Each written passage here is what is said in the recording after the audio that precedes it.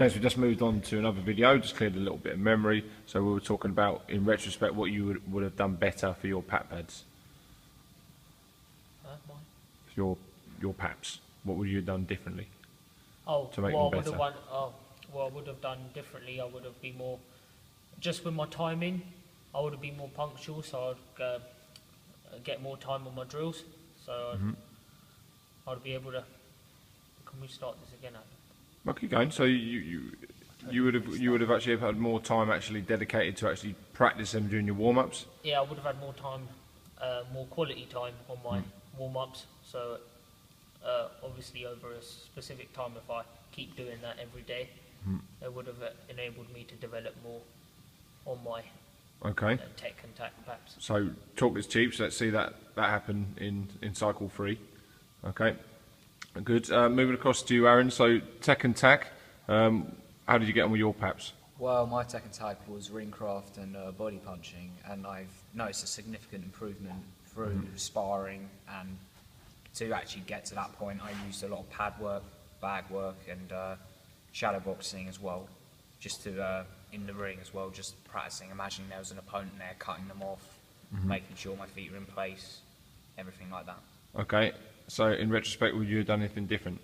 I probably would have tried a bit more on sparring to apply them, but I mean, that's the only thing really. I mean, I thought I've done pretty well with my tech and tack recently. Okay, great. Moving across to you, Leon, then. So physically, tell us about your physical pap. My physical pap was weight control, and I haven't done very well with it because I've gone up in weight, partly due to things I can control, but I need to get it back down to a fighting weight, which is around about 80 kilograms, but I think I can do it. Okay, so obviously things have happened that haven't been out of your control, but in retrospect, with this sort of the education that you've got, is there things that you know from this point on to get your weight down that you can be doing? Yeah, definitely, like changing the bread, like take bread out, try to eat less carbs that simple carbs rather than more complex carbs. Okay, great. Moving on, do you know most of your physical pap? My physical pap was timing. I worked on timing for example, when I was on the pads with you, instead of you bringing the pad to me, I would have to actually, you would move the pad, and so that would improve my timing. Instead of just you bringing it towards me, I'd have to go to it. That also involved my feet adjustment. Instead of just standing still and just hitting the pads, we would move around quite a bit, change the distances. So not just improving my timing, at the same time it was improving my technical and tactical. Okay, great. Moving on to you, Aaron. So physically? Physically, I was trying to develop power, and I've noticed a significant improvement in my power as well. I've been passing on bag, adjusting my feet, making sure I drive with my legs as well as my whole body, making sure I go through with the punch, and it's made a big difference. Okay, so what about this with the strength and conditioning program? Strength and conditioning, that's also been used to help improve my power, and I've got evidence of me being Okay, can you show me that? For example, on my squat, my 1 rep max used to be 70 kilograms, now it's 87.5 kilos. Okay. Deadlift used to be 100 kilos, now it's 112.5 kilos. Military press, small improvement, used to be 40 kilos, now it's 42.5 kilos. Okay, and what was the reason why there wasn't an increase in your 1 rep max in the military, in your bench press? In bench press, I only did that once or twice through the actual cycle, so okay, so that's there was no development. Okay, so we need to make sure we pay enough attention to that. Okay, moving across to you, Leon. So with your mental goal, we have confidence. Tell me how you've been developing your confidence. I've been developing my confidence by taking recordings. Okay, can you give me an example of that? Put it right here. So if you do have one ready on your, get those ready, guys. I also think it's helped by doing this because I've been able to implement a lot of the tech and tacks into sparring as well. Okay, just turn it up for me. Okay, so we're just having a look at his phone now, so essentially I'm videoing his phone.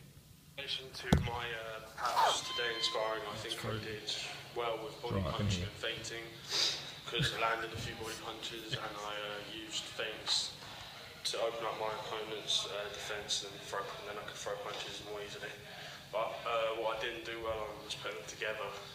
So feinting and then throwing a body punch, I didn't manage to do sparring today, so I'll have to work on that. Okay, so been using actual areas to improve to help you develop your confidence. So rather than seeing them as a mistake or an issue, it's actually, well, this is something I can work on, it's going to make me better. Yeah. Okay, great. Okay, moving across to you, Mo, for your mental goal. My mental pack was PPR, so pre-performance routine. Right. As you can see, I've been writing down just, for example, this is based on like before a bout. I've wrote down what I'd do, what I have been doing. I've written down like the reasons why I would do that, what changes I'd make, and then further on, like I've been given examples of what at elite level what they would do, and this has like shown me what I could further on do and like change my own PPR. So obviously for now. So just a little bit to finish off there. Yeah, just a little bit to finish off. Okay, just to show what you would do as a result of learning about the PPRs and especially what they do at elite level. Okay, great. And finally, Aaron? Mine was discipline, and that was just to ensure that my diet was stable and I wasn't eating any bad food or anything. Okay, and can you give an example of that? I've got evidence of me,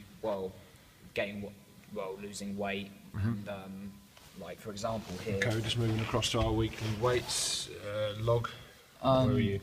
Here, I was 62.3 kilos, and if we move across to recent, I have gone down to 60 kilo, and my current weight is 59.6 kilos. Okay, great. So it's coming down all the time. Yeah. So actually, by keeping a group log there, it actually helps you with your motivation to make sure you're disciplined. Okay, so that's great, and obviously we see evidence there of what's going on. Yeah. Okay, guys. So cycle 2, that's coming to the finish. We've got cycle 3, which will be a short cycle because we've gone through the process twice now, and we understand it. We're getting better, and also getting better at reflecting upon our cycles and understand how it helps us. So really, cycle 3 should be the jewel in the crown, and be able to really come back and reflect upon how we develop as elite boxers. Right, cheers.